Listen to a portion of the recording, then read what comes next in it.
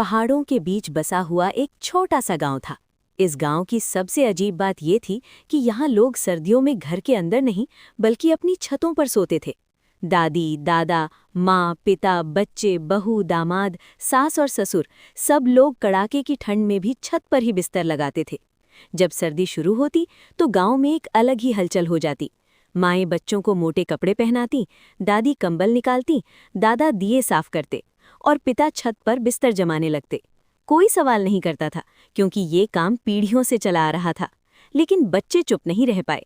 मीरा और अमन ने एक रात अपनी नानी से पूछा कि इतनी ठंड में नीचे क्यों नहीं सोते। नानी ने बस इतना कहा, बेटिया, नीचे सोना यहाँ सुरक्षित नहीं है। इस जवाब में डर था, लेकिन पूरा सच नहीं। एक दिन शहर से एक दामाद गांव आया। उसने सबको समझाया कि ये सब अंधविश्वास है। उस रात वो जिद करके घर के अंदर सो गया। सुबह जब दरवाज़ा खोला गया तो कमरा बर्फ से जमी हुई ठंड से भरा था।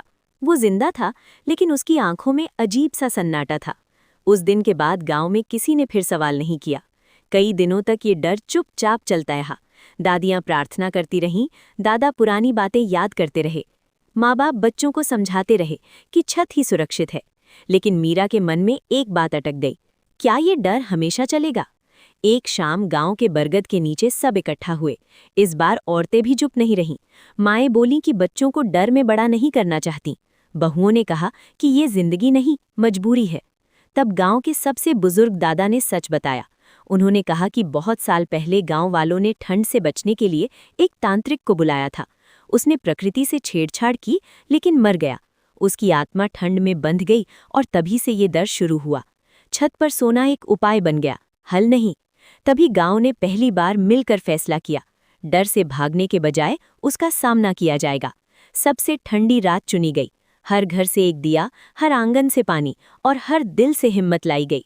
उस रात दादी मंत्र पढ़ती रहीं, दादा हाथ जोड़कर खड़े रहे, माँ बाप बच्चों को सीने से लगाए रहे और पूरा गांव एक साथ नीचे उतरा। हवा तेज चली, बर्फ पिघली और एक कराह सुनाई दी। फिर सब शांत हो गया। अगली सुबह सूरज निकला। पहली बार गांव के लोग सर्दियों में घर के अंदर सोए। कोई डर नहीं था, कोई साया नहीं था। दादियां मुस्कुराईं, बच्चे हंसे और दादाओं की आंखों में सुकून था। उस दिन के बाद गांव बदल गया।